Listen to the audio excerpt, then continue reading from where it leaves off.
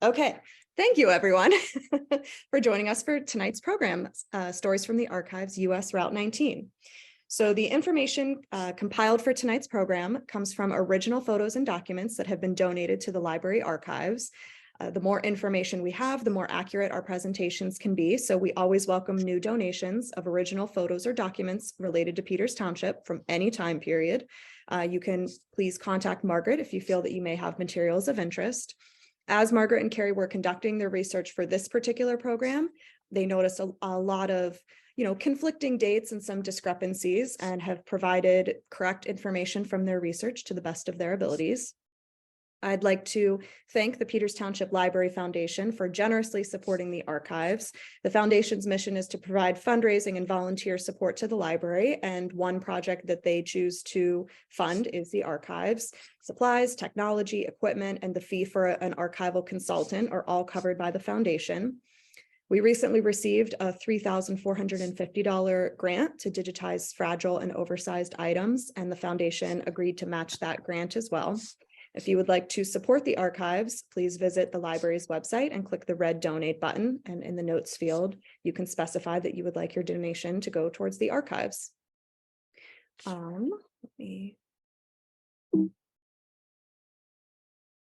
Go. So on the screen here, you can see a few pictures from recent archives projects. At left, we have a display created by library staff member Stephanie Schultz that correlates to tonight's program with lots of information and photos and newspaper articles about Route 19. That is currently living in the library lobby. So anyone local, I would encourage you to stop by and check it out to get some additional information. And through the end of March, we also have a display case upstairs that has a map of Route 19, photos, and information about, locations past and present. The other two photos here show members of the Matthews family visiting the library. At right, our consulting archivist, Carolyn Friedrich, is digitizing the diary of Chatham Matthews, who is actually the great-grandfather of the other women shown in the photo. This diary is from 1886 and just talks about kind of the farming history of Peters Township, and the equipment that she's using in that photo was funded by the grant that I mentioned. So as you can see, we have a lot of really exciting stuff going on in the archives, including our Stories from the Archives program series. And at this point, I'd like to turn it over to our presenters for tonight, Margaret Deitzer, our local history librarian, and Carrie Weaver, our PR and marketing coordinator. They have done a fantastic job of putting this slideshow together. And so I will turn it over to Carrie to get us started. Okay, next slide, please. Welcome to tonight's Stories from the Archives program. When Margaret and I discussed our next topic for this series, we had no idea of the twists and turns and excitement and drama that we would uncover in our several weeks of research. To begin, I want to point out in the early 1900s, the main highway from Pittsburgh to Washington, Pennsylvania was McMurray Road. Improvements were made to connect McMurray Road to the already improved roads in Allegheny County at Clifton, which was the name of the village we know now as Upper St. Clair.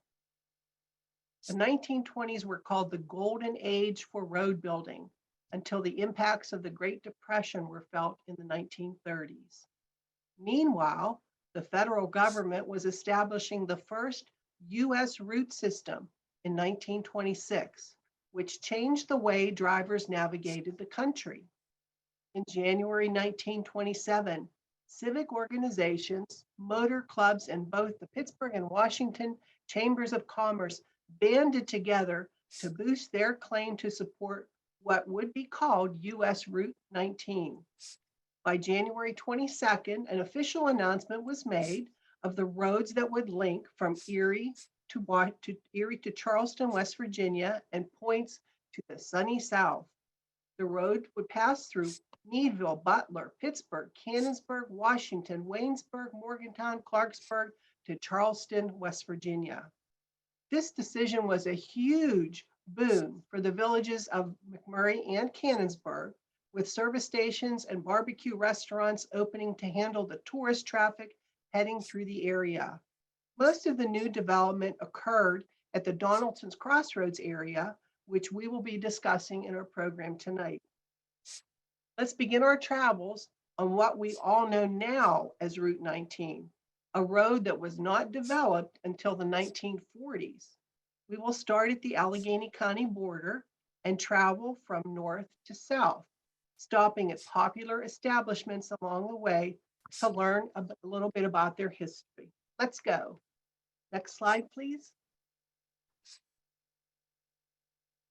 One of the early stops on the road to the sunny south would have been the old Southern Pancake House, as seen in the photo on the top left.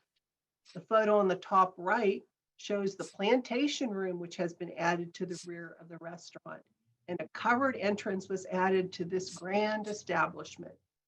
In later years, it took a Western flair and became the old Southern restaurant and saloon.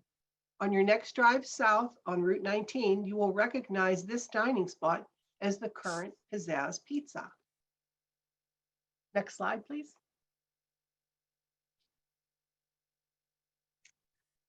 Hello, everyone, and thank you for inviting us tonight so that we can share these amazing resources in our Peters Township Public Library archives. So this series of photos that you're looking at are basically from what was known as the Thompsonville area of the township. The photo on the left is of the Thompsonville School. The school was built in, this school that's shown here was built in 1907 and was actually the second Thompsonville school. The original one was built close by in 1857. To the top right, you will find that it shows the school that was reimagined as a local restaurant. So those were not right on Route 19, but very close by. The photo on the lower right was the Round Hotel. This building was built around 1950. It was built by Elmer Schultz and sold by his daughter, Beverly Schultz School, in 2019 or 2020. During a recent visit to the library, Beverly School told us it took her father 2.5 years to build the Round Hotel, but that building exists today, and it is basically all three of those are just north of the entrance to the Peters Township Health and Wellness Pavilion.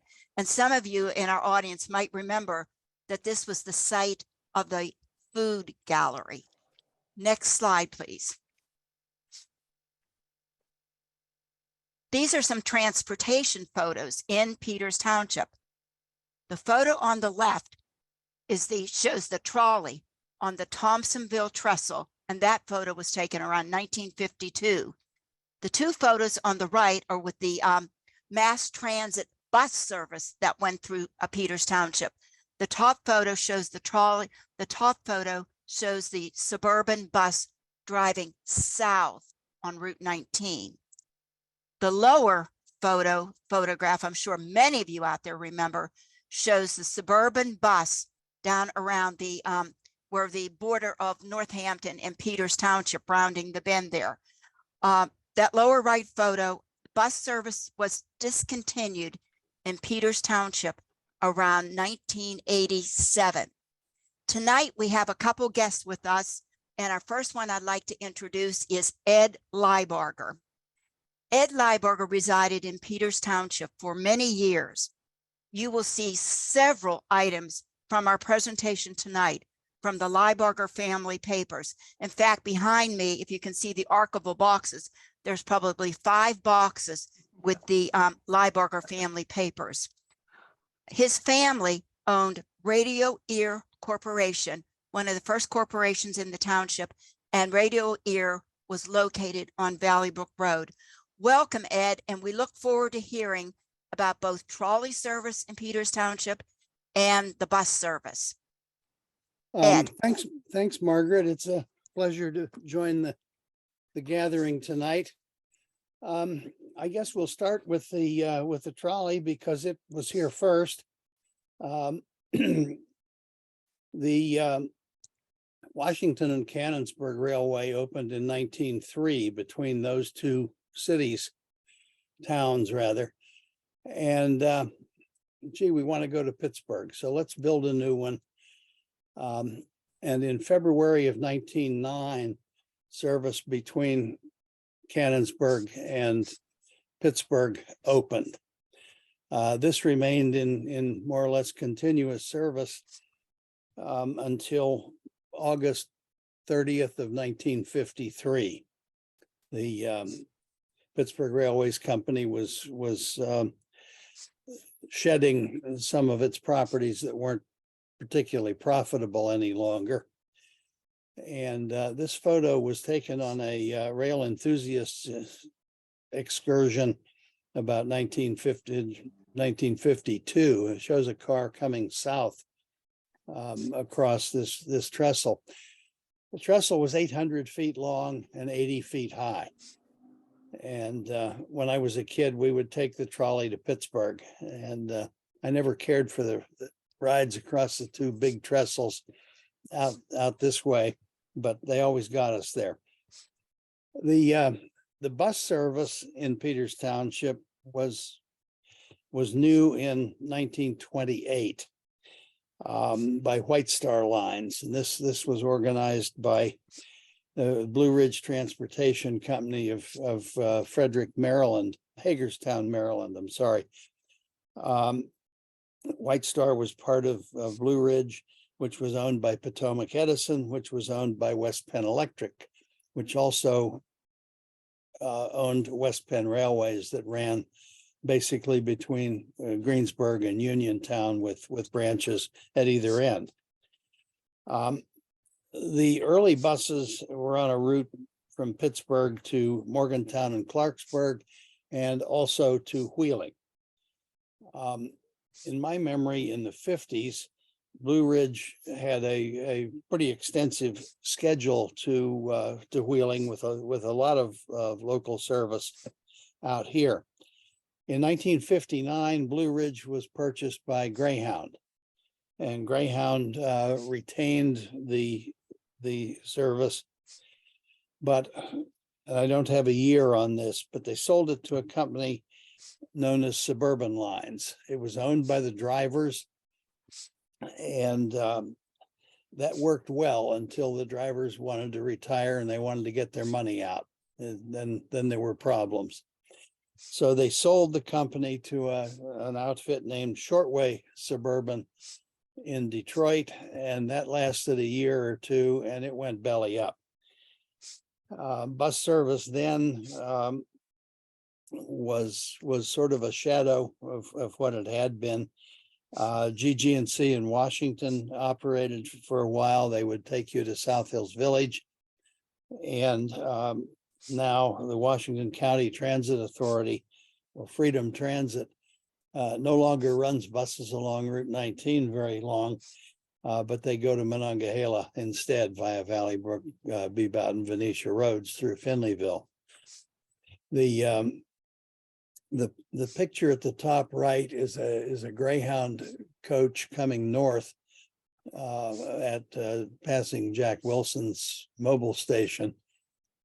And the picture at the bottom right is the Suburban Lines bus coming north on McMurray Road at the intersection of Oakwood. Ed, may I ask you a question? Sure. In the heyday of the buses, did they make frequent stops along Route 19? For instance, how far apart were the bus stops? That sort of depended on the riders. They had posted bus stops. I used to ride the bus home from the high school, and there was a bus stop directly opposite the exit road from the school. But they would put a stop where it was needed, not too close to one another. I think there were some guidelines there that they used, but you could get a bus either out McMurray Road or out 19, and then it would go either continue on McMurray Road or go down 19. So you had a choice of where you got on or off the buses, certainly at the crossroads. But what I have a sense here is, like many would say, you could tell the time of the day by when the trolleys would stop. So I guess that wasn't true with the buses.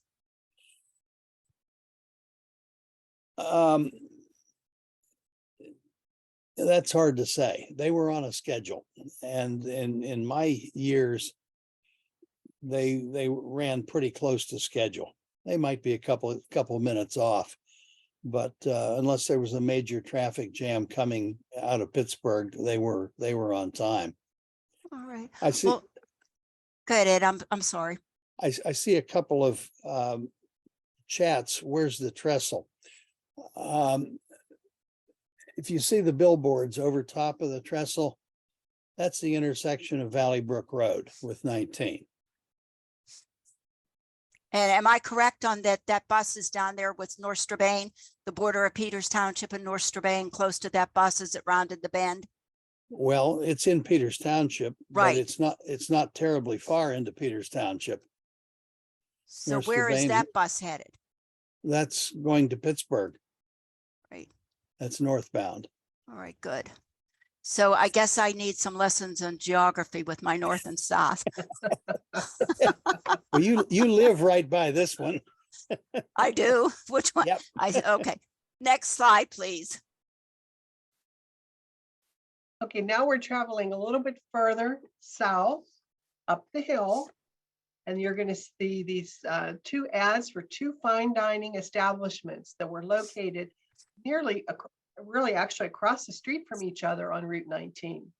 Many celebrations, receptions, reunions, anniversary parties, meetings were held through the years at both of these restaurants. Ernie's Esquire was located at the site of the current Eaton Park across from Bob Evans. And Lou Carrie's was located near the site of our Redeemer Lutheran Church on Gateshead Drive. And we hope to get some historical materials related to these two restaurants that we can add to the archives and share more information about them in the future. Next slide. A little further beyond that intersection, we're at the Krebs Professional Center, which was built by Reinhard J. Yuppie Krebs in the late 1950s. According to an article in the Observer Reporter, it is the oldest office complex in Peters Township. Early occupants were Pet's Pharmacy, Lincoln Savings Bank, and Metro Travel Service. And I'm sure many of you may remember later on additions of Charles the Cobbler. And of course, you can see the Baskin and Robbins 31 ice cream there as well. The bottom photo shows a painting of the Krebs Professional Center donated by the Hamilton family to the library. And it is on display currently on the second floor. So that's something you can visit when you stop in. Next slide. But I think we could take a minute here to just take a look, because this is one stretch along Route 19. And again, we're traveling from the north to the south. And if you start and look at things, we'll look at the Jack Braun's Wrecking Service.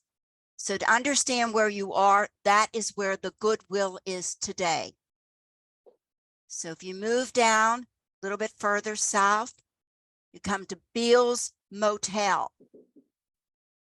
Then following south, another motel, the Colonial Inn.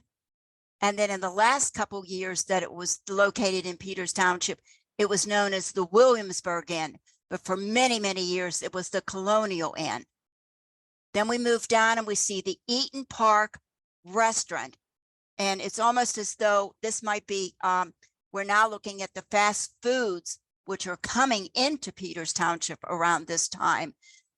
So then you look at the next, and we know that there was Miller's Tasty Freeze, and we were told it was located in that area.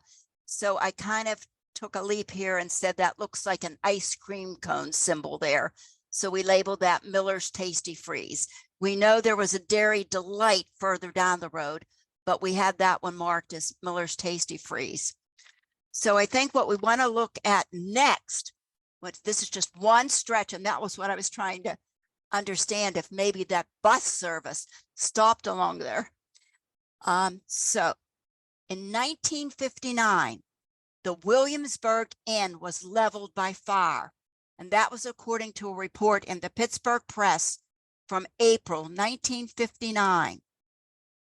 After the fire department extinguished the fire at the Williamsburg Inn, they went and they doused the roof. They put water on the roof of the Beals Motel next door to prevent the destruction of that building. So there was quite a bit of hotels and places to eat in that like stretch there. Next slide, please. So again, another fire, which, like, if you think back now, you kind of wonder why it took that 2.5 years to build that Rond Hotel, because that was a solid brick construction, it looks like.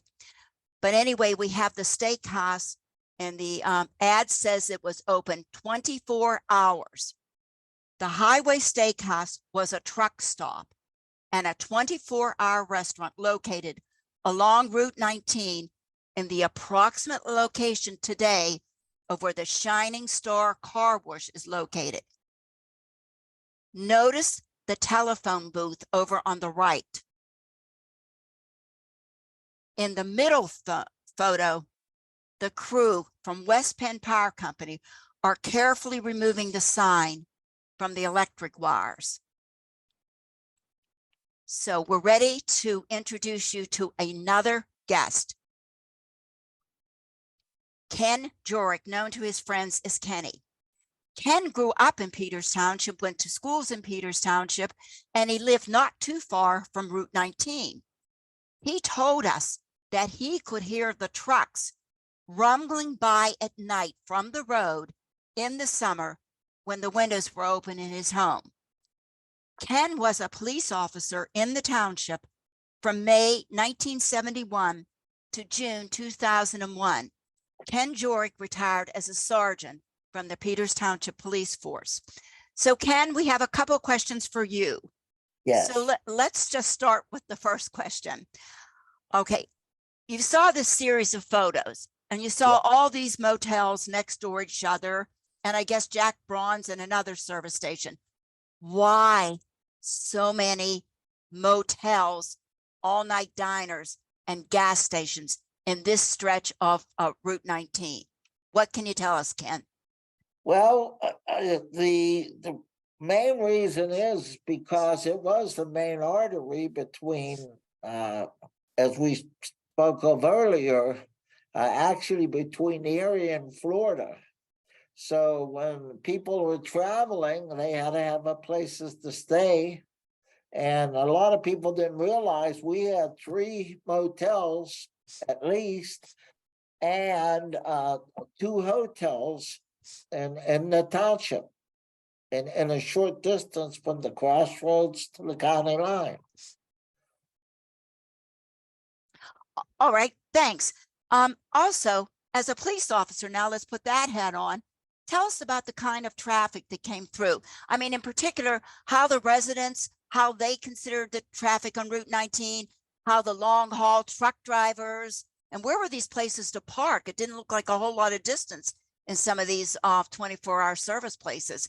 But just give us sort of a glimpse of what it was like to drive on Route 19. You come out of one of these side streets and you just get on Route 19, want to do a short errand, and there you are. And then you're confronted with, was there really a lot of trucks that came through? Give us your perception, Ken. Well, it was definitely a lot of truck traffic before Interstate 79 came, because again, it was the main route.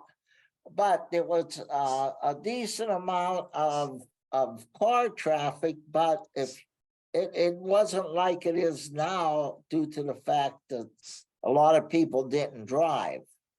And a lot of families only had 1 car. Now everybody has, 2.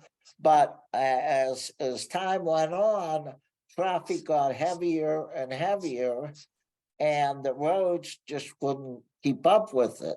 When they went from 3-lane to 4-lane, that was a big plus. And then with the 4-lane, it was got to be dangerous due to the speeds and the heavy traffic. And actually, it got to be so dangerous for a while that there were several signs that said, "Pray for me, I drive on Route 19 in Peters Township." Actual Due to the- signs? Yeah, there was signs at different places along the township roadway that said that, because of the number of fatalities we had. The main problem was people making left turns from the turning lane or the driving lane, but it was in a fast lane, so the cars were coming up, and it did create a lot of problems. Kept A you lot busy. of accidents were caused that. They put a fifth lane in. And when he did that, I was totally against it as a policeman. But the fifth lane worked extremely well, and it still is working extremely well. All right, I think I'd like to ask you just another quick question here.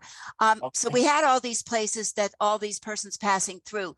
Did you have a sense that persons that lived here in the township went to like the Colonial Inn to have dinner or stopped in at the Highway Steakhouse? Did anybody go there since it was a 24-hour? Can you tell us anything about that? Oh, sure. I went to basically probably most, if not all, the restaurants I went in. Ones like the steakhouse. My father had a service station next to the steakhouse, and so I would go next door into the steakhouse and eat. Unfortunately, I was working on my dad's gas station when a steakhouse blew up, and Oh. and I still remember that. Oh my goodness. Were you out there as one of the spectators? Well, I it was more being scared because we weren't that far away from them. Well, Ed, I We mean, were just right up the street from there, and watching the whole thing was frightening, very frightening. hey, thank you very much, Ken, for joining us tonight. Oh, So, you're yeah, thank you. Next slide, please. Oh, okay. Who could believe this? Another motel. This is just a little further south. Got this geography going again. A little further south from the Highway Steakhouse. So there we have, and the name of this is the Locust Grove Motel. It supposedly got its name from there were locust trees on that property. But as Carrie's mentioned to me, she can't see them. Anyway, so that we have an advertisement from the Locust Grove. And I know it's a little difficult to read, so I will just mention what it says. Hot water, showers, radios, all the comforts of home, 30 modern units and 24-hour service. And they advertise themselves from being 10 miles north of Washington, 10 miles south of Pittsburgh, and a half mile north of Donaldson's Crossroads. So again, just another motel. And I know further on down, there's even another one, the Mellon Motel, and that's actually is where St. Clair Hospital facility is. So we're ready for the next slide, and Carrie. We're now going to visit the Cheeseman Farms that was formerly located on both sides of Route 19 in the area that is now occupied by Levin Furniture and Forest Lawn Gardens. The photo on the top left shows part of the Cheeseman Farm property if you're looking north. The house is circled, the farmhouse is circled in yellow, and the larger photo on the right shows the newly constructed US Route 19 in the center of the photo. And you can see we're up on the hillside behind the farmhouse. That was the vantage point that this photo was taken. You can see the farmhouse is circled in yellow for you. Notice there is very little development along Route 19 at this point in the 1940s. And we're going to look in this at this area in detail on the next slide. Now, I'd like to ask Ed Liebarger to step back in because he's very familiar with the photo on the bottom left of the Cheeseman trolley stop. The young boy in the photo is actually Ed Liebarger. Ed, would you like to give us a few details about the photo and explain why the name Cheeseman on the stop may not be entirely accurate? Sure, Carrie. The photo's me. It's the last day of trolley service. It's August 29th, 1953. And we use August 30th as the last day of service because the northbound cars came back after midnight. But my dad was a pretty good photographer, as you may have noticed from some of these pictures. And he said, well, I've lived here since 1941. And I only have one other picture of the streetcar. Maybe we ought to go down and take some pictures tonight. So we walked down the hill. We lived 4 doors up the hill on Old Oak Road. And he took this and 4 other pictures. I have a map over here that you can't see, but it is a map of the streetcar line, survey map of the streetcar line. There were 3 properties that intersected very close to this shelter that says Cheeseman on it. And it was named because it was basically the stop that serviced the Cheeseman Farm, but it actually sat on David Snodgrass's property. And about where the back of the streetcar was a triangle of land owned by Robert Donaldson. And then Loyal Cheeseman's property was in back of that. And along the back of that photo in the very background, is that a road? Is that is that a bridge back there? Can you see what I'm talking about? It's Yeah, behind that's the bridge that was put in when the highway was built, and it was a steel grate bridge. We heard that a lot at night. Okay, well, thank you, Ed, for clearing up about the mystery of the Cheeseman stop, and we enjoyed hearing about your photo tonight. Thank you. Next slide, please. Okay, this slide, it's a close-up of the slide that was on the previous page, and it's showing you the newly constructed US Route 19 looking to the south. The yellow star on the photo shows you the intersection of McMurray Road and Route 19, which is known as the Donaldson's Crossroads. This photo is from 1945. In the center of the photo, you can see a house on Old Oak Road that was later occupied by Dave Hughes Barbershop. Along the same side of Route 19, hidden behind the trees, would be the Donaldson family home.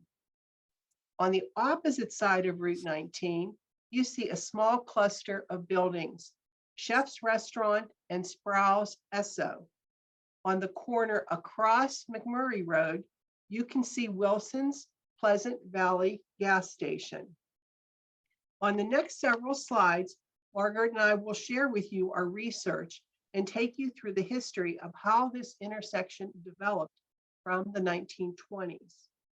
Notice in this photo also the open farm area across the top center of the photo. This area would later become the Donaldson's Crossroads Shopping Center and the McDowell Square Shopping Center. Next slide, please.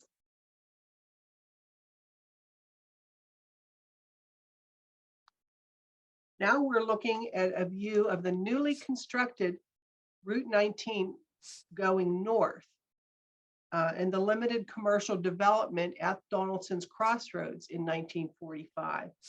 You can see the Cheeseman farmhouse in the photo and on the left side of the photo there, and the hillside that was carved out to make room for the super highway. The top right photo, taken also in 1945, shows the stop sign for East and West McMurray Roads and Sproul's Esso in the background. Notice the yellow stop sign with the black lettering. A traffic light was finally installed at this intersection in 1953 because it was such a dangerous intersection. In other words, there was no light, no traffic signal on Route 19. Traffic flowed freely back and forth on the superhighway, and the only stop signs were on McMurray Road for traffic entering the highway from those 2 points. So obviously it was a very dangerous intersection, a lot of accidents in that area. The lower right photograph looking south shows the Chef's Restaurant, which was built in 1940. And this was owned by Rose Donaldson and managed by May Carson. Margaret has more details about this particular restaurant. Next slide, please. I suppose it's a good time now to remind everybody that Carrie and I made a decision to travel this Route 19 that opened in 1940 to go from the north to the south. But that meant we're jumping around in decades. For in other words, it's just like a little difficult to see all those motels, hotels, 24-hour service, and so forth, and then all of a sudden step back to the 1930s and 1940s. But again, the rationale was we're going to put this together, we're going north, we're going south. But having said that, this the other thing one could wonder is Margaret just some sort of tracking these fires. But no, there were a frequent number of fires at these structures. And if you look at that wooden structure and you go back the 2.5-year build to build a Round Hotel, maybe it wasn't how they built these buildings. But at any rate, that's one of my favorite, not the fire, but the restaurant. That is shown as the photograph on the left shows Chef's Restaurant at the time of the fire in 1955. Now on the previous slide, Carrie showed you that same restaurant. That restaurant opened in 1940. Now the interesting story about opening Chef's Restaurant, it did not open as a Chef's Restaurant. It opened as Pal's Restaurant in 1940. While Rose Donaldson was building that restaurant in 1940, at the same time, they were dismantling the original Pal's Restaurant that was located at Donaldson's Crossroads. They were dismantling that for the opening of the new highway. So while they did that, they built this new restaurant, and it opened as Pal's Restaurant, the second location in Peters Township. Now, so it was originally constructed specifically to be run by May Carson. So May Carson opened the restaurant in 1940, and it became a very popular restaurant at that northeast corner. And people really refer to it as just a great location on that new highway. So what happened in 1943, she got out of the restaurant business, at least in Peters Township, because on and off, she was also operating Pal's restaurants at different locations in Canonsburg. So she turns this over to what I believe was a friend of hers, whose name was John Palmieri. John had lived in the area, had gone off, and one place he worked in Boston, Massachusetts, at a hotel restaurant, and then off to York Harbor in Maine. So he was a chef, gained a well-known chef with a reputation. So he came back, took over the restaurant for Mrs. Carson, but he operated under the name Chef's Restaurant. He only remained there a couple of years because his wife wanted to move out of this area and back to the big city. And I think they went to New York City at that time. So there were several changes in management at that location, and but it kept the name Chef's Restaurant until it was totally destroyed by fire. So we'll pick up the story of the next what happened to Chef's Restaurant in a couple slides down the road here. But on the right, since obviously we have lots of fires, let's go back and take a look at this what happened with the fire department. So from our records, it shows that this group met. There shows the Pleasant Valley First Fire Truck and volunteers in 1937. Left to right shown Lee McConnell, John Yatsko, and Chief Charles Addis. Sadly, we've not been able to uncover in our resources the names of the two gentlemen on the right. We're wishful tonight that somebody in our viewing tonight might be able to help us so that we can identify these two gentlemen.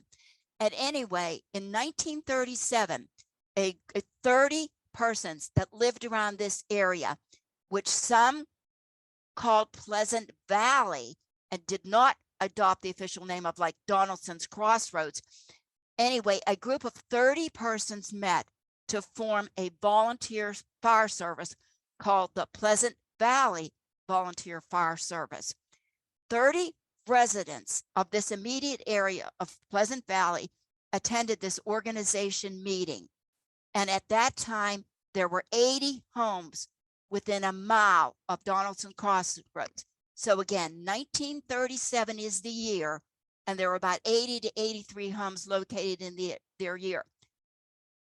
In 1937, it was not their intention to create a fire service for the entire Peters Township. It was to create a fire service for the Pleasant Valley. It came in clear in that article that at that time, there was a contract with the Finleyville Fire Company for $500 a year to provide fire service in Peters Township. Now, there were lots of changes in the next couple years, but initially the 1937 was to provide service for these 80-some homes in that immediate area of Donaldson's Crossroads or Pleasant Valley, if you will. Next slide, please. Carrie.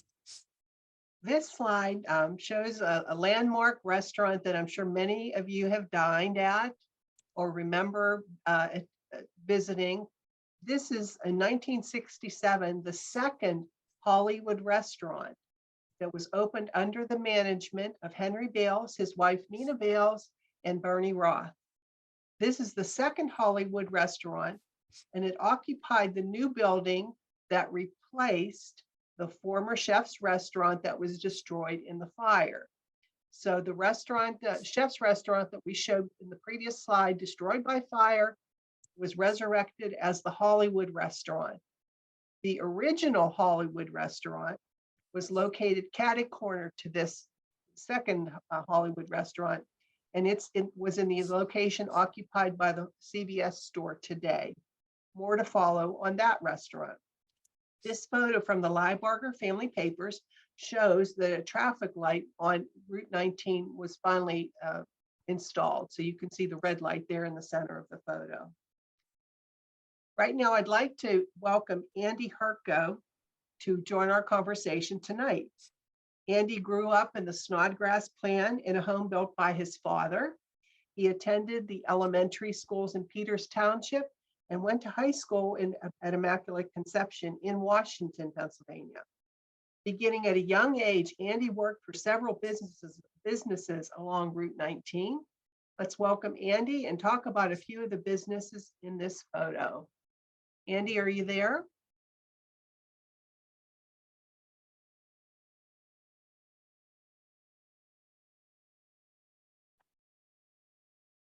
Andy, are you there? Unmute? Yes, How about the video? And then just Start the click that. video. or just push Push this one here. push it again. There you Okay. are. Hi, Andy. We were waiting to have a little talk with you. I'm technically challenged here tonight. That's but, okay. Happy to be here. Great. Well, we were just talking about the photo of the Hollywood restaurant and also another spot you're familiar with a little further north called the Tally Ho. And I'm just wondering if you could tell us a little bit about these restaurants along Route 19, what your experiences were. Well, yes, the Tally Ho is located where the Beto's Cucino restaurant is today. And it had a couple of hotel rooms upstairs, but those were early on and they didn't use those hotel rooms. As I recall, when I was there, the Tally Ho was the gathering place for the locals. more than the people traveling through.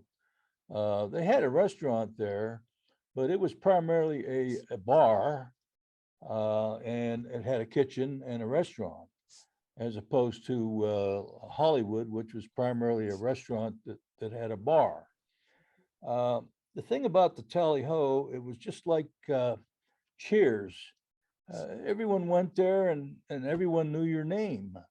And people came there from Canonsburg and Washington and Upper St. Clair and Mount Lebanon and gathered there and just met there socially quite often. And they would, of course, eat and drink there. They had bands. They would play on weekends. They had local bands that played, and they would have parties, New Year's Eve parties and things like that. So it was quite the social gathering place for the locals. Okay. You have any memories of the Hollywood restaurant next door? I do. I know that every Friday they had the best fish sandwich in town. We can And, all relate to that around now. Yes.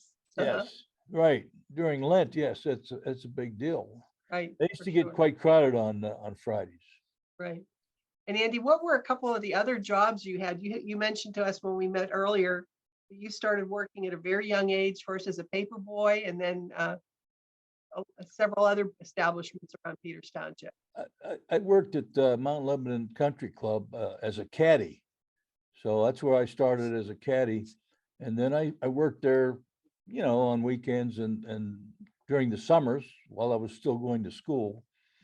So I went from becoming a caddy to working in the kitchen. When I got a little older, I was a dishwasher and I helped the waitresses, with the cleaning up the tables and things like that in the, in the country club. And then later on, when I was old enough to drive, I became a parking lot attendant in Mount Lebanon Country Club. And I guess my claim to fame is I parked a black Cadillac one time for a guy by the name of Perry Como. Wow. So I didn't get to see him, but I parked his car, Okay, well, that's closer than most of us have gotten. That's Yes. That's great. Yes. Also, where you see that Texaco sign on the picture, a little bit north of that and across the road, right where Old Oak Road intersects Route 19, there were 3 restaurants there. And I worked at one of them.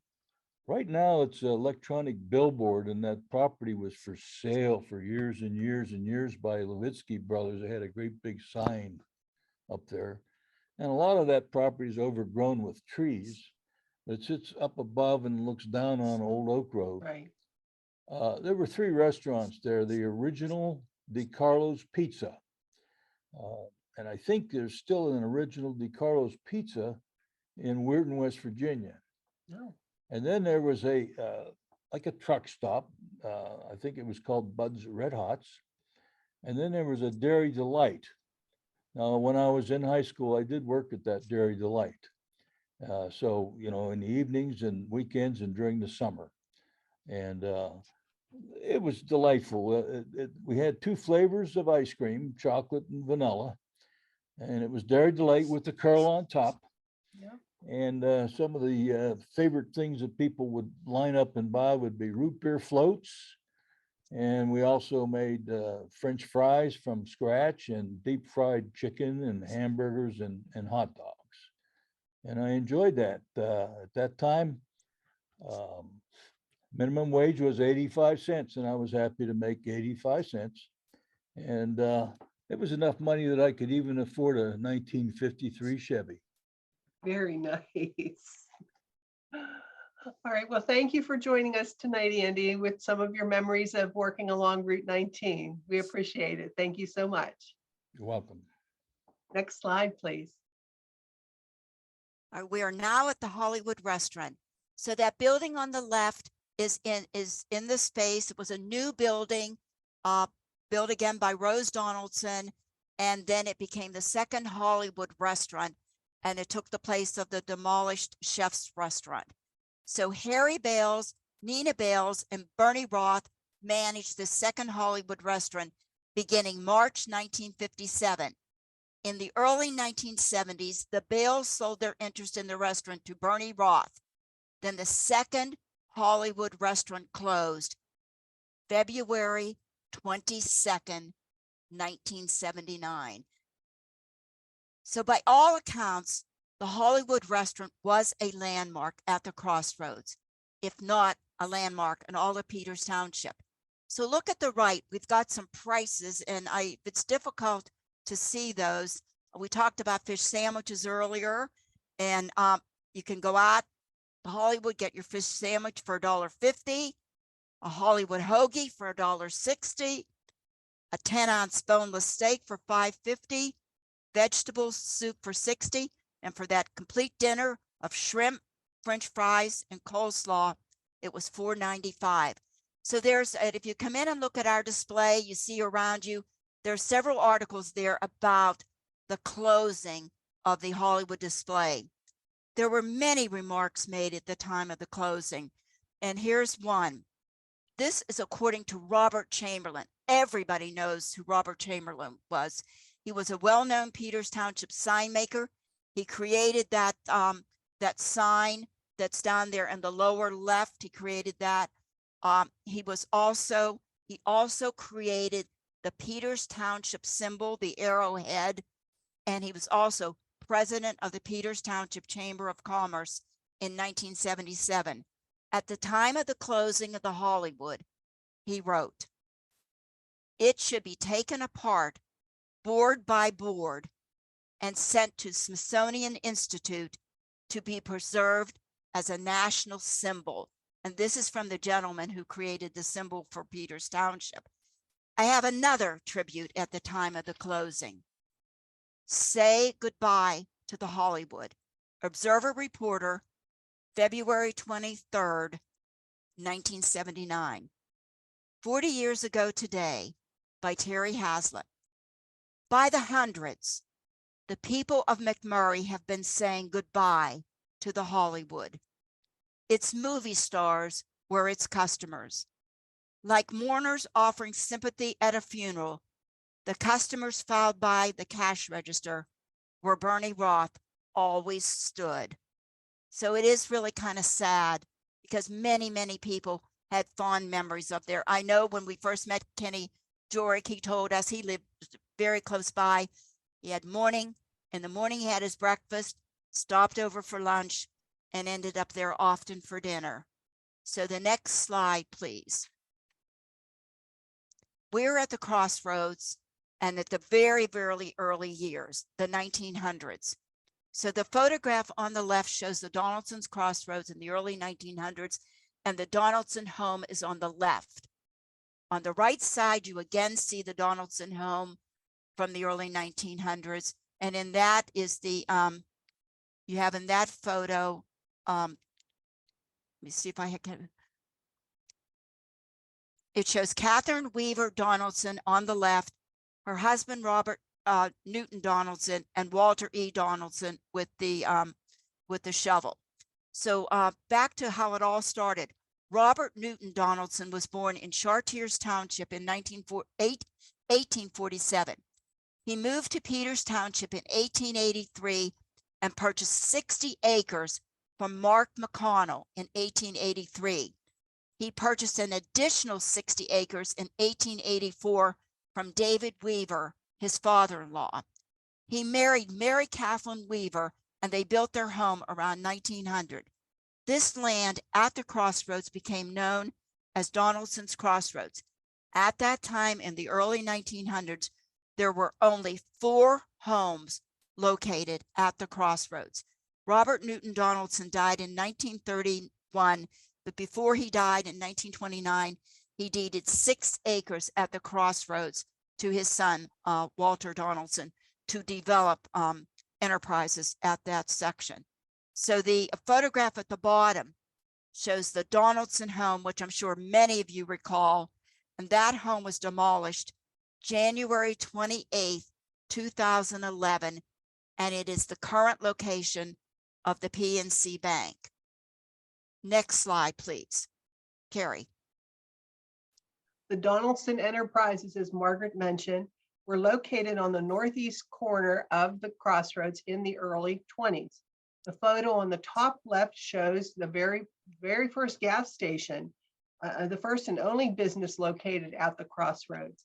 And the standing near the gas pumps are Jim Boone on the left, and then of course we see Walter Donaldson with his traditional pose of his arms crossed. That's Walter Donaldson in that photo. And from the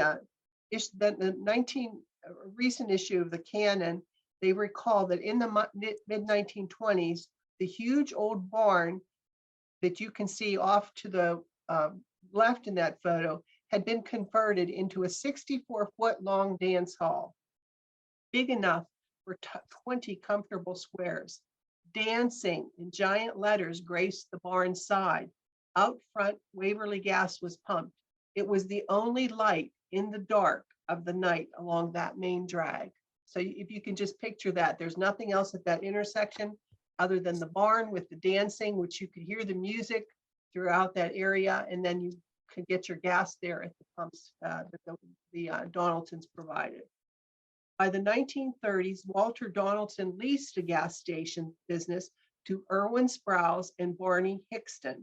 You can see the ad announcing their opening in the top right, and the ad says, "Your business given our careful attention."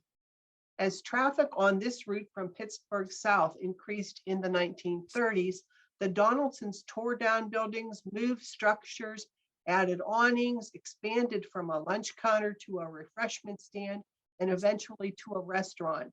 And so you can see what became that beautiful building located in that bottom photo there. That's what the Donaldsons, that's the Donaldson's barbecue building right there with the barn that had the dances, a little refreshment stand, and the gas station in front.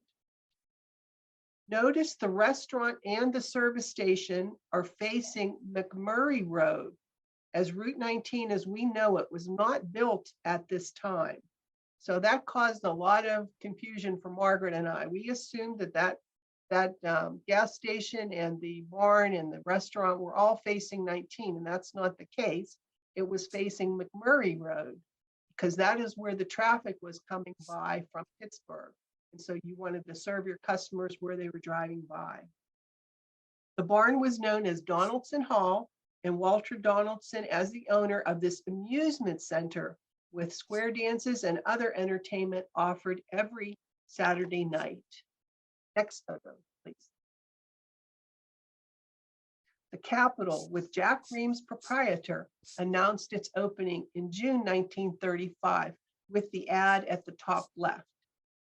It took over the Donaldson Hall operations from Walter Donaldson and continued to offer weekly square dances and music. The ad says, "This building has been completely remodeled and redecorated, a splendid place to really have a good time." The photograph below shows the Capitol building in the mid-30s. Mose Sprouse is the gentleman standing at the gas pumps. A few years later, in 1939, Mrs. May Carson leased space in the Capitol building to open a second location of her Pals restaurant. Her original Pals in Canonsburg was displaced to make room for a McCrory's, and so she took her clientele to her new location at Donaldson's Crossroads. An article in the Daily Notes shortly after the restaurant opened announced, "The social activities are brisk at Capitol Hall, Donaldson's Crossroads. A capacity crowd attended the round and square dance held by Ernest W. Fisher at the hall Saturday evening." Next slide.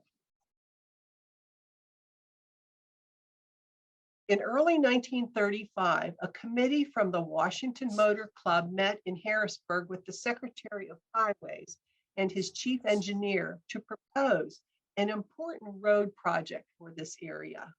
According to an article from the Daily Notes, the proposed road, which would be a reconstruction job on a main thoroughfare, would change the routing of Route 19 into Pittsburgh. If traveling north at Donaldson's Crossroads, instead of turning to the right for Pittsburgh through McMurray, the road would be directly across at Donaldson's in a straight line to Clifton, a distance of about 4 miles. An article from the Daily Notes from February 1937 reports that more than 200 persons gathered from the area at the Capitol Hall, determined to get some action from the State Highway Department about the possibility of a Donaldson's Crossroads Clifton Highway. During continued improvements to McMurray Road, the Township Road was used as a detour. So there was a road there in the location of Route 19, but it was in very poor condition. During continued improvements to McMurray Road, the Township Road was used as a detour. Complete destruction of the Township Road was wrought. It is little more than a mud road full of ruts, holes, and other pratfalls. Another article from the Daily Notes in October 1937 made the point that the new route to Pittsburgh would so much benefit people of Canonsburg and traffic from Washington. In addition, it would be a great savings to the county because of the fact that the McMurray Road, now the main artery of travel to Pittsburgh, was a country highway and required county highway and required county maintenance. Because of the heavy traffic on it, the county has been required to rebuild it frequently at a heavy outlay. After years of struggle to coordinate with officials from Allegheny County, the new superhighway from Donaldson's Crossroads to Clifton was finally approved for construction in February 1940. Next slide, please. We are now at the original Hollywood restaurant. That restaurant opened in the 1930s at the southwest corner of Donaldson's Crossroads. The photograph on the top shows the restaurant. It was torn down to make room for the parking lot for a new Loblaws supermarket. The photo on the bottom left shows a reindeer visit to Hahn's Garden Center. We selected that photo to show where the Loblaws existed or where it was built in the township. And again, the parking lot was the space vacated by that early Hollywood restaurant. Then later, replacing the Loblaws in the photo at the bottom right were a toy and gift mart, a liquor store, and South Pittsburgh Savings. Today, CVS Pharmacy occupies the space of that mart. Next slide, please.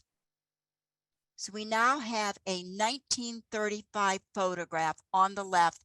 It's of the Pleasant Valley Service Station located at the southwest corner of the crossroads. Walgreens is now in that location. And then we have an undated photograph on the right, which shows Biddy's Crossroads Hardware, which is now the location of a Citizens Bank branch. Next slide, please. The photo on the top left shows a 1950s photo of the Johnston Farm before it became the Donaldson's Crossroads Shopping Center. The photo on the right from June 1962 shows the groundbreaking for the shopping center. Elma Johnson took the shovel to toss the first bit of dirt to commence that project. The photo on the lower left shows the shops prior to opening in 1965, including a favorite of everyone, Isley's. A photo of the Crest Theater occupies the lower right. Crest Theater opened in May 27th, 1964, and closed May 21st, 1989. The theater was featuring The Big Chill, as you can see on the marquee in that photo. Next slide. So on the left side, we have the Little Lake Theater, which I'm sure most everyone here is familiar with. The Little Lake Theater is currently celebrating its 75th year anniversary. Originally, when they came out scouting for a location for a round theater, they discovered this location near the Canonsburg Lake, and their first Little Lake Theater was located in one of the barns that was part of the McDowell property. So the photograph on the right shows the drive-in theaters. The photograph and they were located very close to the Little Lake Theater. Both the Little Lake Theater and these drive-in theaters were located across the street from what today is the McDowell Shops. The interesting thing on that sign, if you can read it, is below is a photo of the marquee for the Lakeview Drive-In, and that theater opened in 1950. The final night of operation was August 2nd, 1987. And again, that marquee reads, "Opening soon. The only drive-in where you can fish while watching the movie." Next slide. So these slides are at that same location, but across the street where the McDowell Shops exist today. The photograph on the left shows the McDowell barn around 1972. The McDowell farm raised sheep on 100 acres of land on Route 19. This was the last remaining large farm on Route 19 to be developed. The barn was raised around 1993. The photograph on the right side is, the photograph on the left lower is the Kmart department store. And the Kmart department store anchored the McDowell Shops when they opened in 1991. So the photograph on the right shows a controlled fire training of the McDowell farmhouse by the Peters Township Fire Department. The controlled fire training exercise was held for the training of Peters Township firefighters, as well as firefighters from North Strabane Township and Cecil Township. So we're now drawing to a close, and Carrie, you can show the next slide. We want to thank you all for joining us tonight. As you can see, this is a photo of the Route 19 display. Actually, it's right behind me tonight as a backdrop for this presentation, but I will be taking it back down to the library lobby so you can stop in to see all the articles and actually a map on the table depicting all the restaurants, gas stations, and various businesses that were on Route 19, past and present. And we want to thank Stephanie Schultz for her excellent work for putting that all together for us. And while you're in the library, you might want to stop and pick up a copy of our note cards, historical note cards that are being sold to benefit the Peters Township Library Foundation. Many of the pictures we featured tonight in tonight's program are part of this collection. So we encourage you to stop in and support the good work that's being done here at Peters Township to preserve the history of this area. More memorabilia will be available at the end of March in the glass display case on the second floor of the library. And Margaret, I think you had some closing comments you wanted to mention as well. I just want to Next slide, acknowledge, please. yes. Next slide, please. Okay, there you go. I just want to give special thanks to all the persons that made this possible, to those that have donated generously to the Peters Township, their historical images and photographs and other materials and memorabilia. And again, if you can look behind me, you should see part of the, a big part of the archives is to preserve these priceless materials. A second objective of our archives is to share these materials with you. So again, thank you for inviting us to share them, to spend some time with us tonight so we could tell you what's in our archives, and also to explain to you how we do preserve our originals. And then we digitize, we select some to digitize, and we place them on PA photos and documents. And you will find many of the selections that we selected for the presentation this evening also at PA photos and documents. Another thing you will find there is, I know Ed Lieberger was also a participant in our oral history project, as would Robert Donaldson. So we have their oral transcripts and the written transcript available on PA photos and documents. So you can listen to them and at the same time go through the pages. Another exciting thing we started at the end of last year was behind the scenes program. While we bring stories from the archives to you. So far, we brought them as virtual programs. Our behind the scenes programs are held in our reading room. And we've had such a positive response of persons coming in, telling us stories of what it was like when they lived in Peters Township, and also telling us about who might have resources. So we're in the thought process of planning another behind the scenes program. And I know that both Andy and Ken have agreed to join us because they both live nearby the library, and they will too help us recruit persons that can share their interest. So, and we're also planning our first larger program in the spring. And I think Carrie has some more details about that program. Next slide, please. Well, I just want to mention, it just dawned on me that it's the 20th anniversary of the library's oral history project that Margaret was just discussing. And it occurred to me, Margaret, that is when you and I met. We both worked on that project together. So we've been together working on history in Peters Township for over 20 years now. The Life in Peters Township, an oral history project, began in 2003. And as Margaret mentioned, you can listen to 20 fascinating interviews that were conducted and read the transcripts with the words of the individuals who helped shape Peters Township.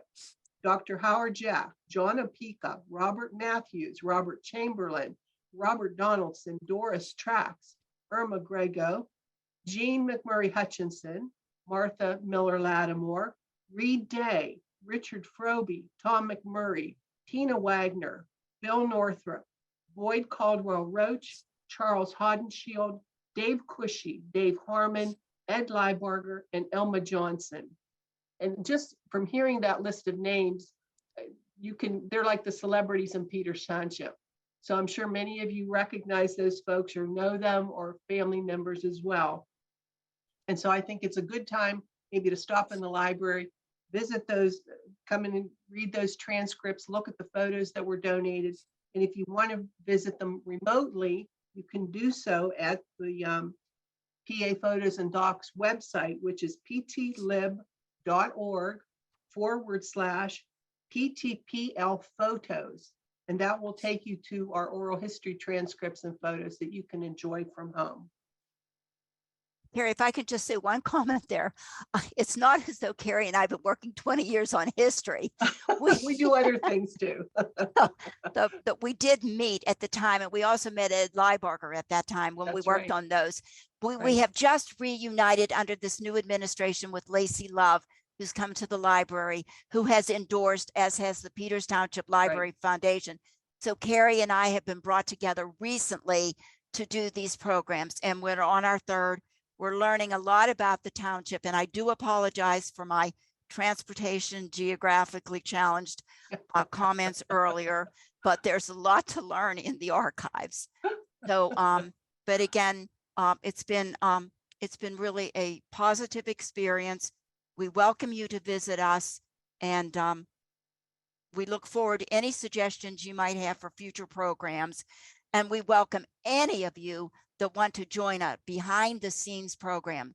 So please contact Carrie or myself at the library and let us know if you can possibly come and join us for a program actually in the library. So Lacey, do you have any comments as we conclude our program?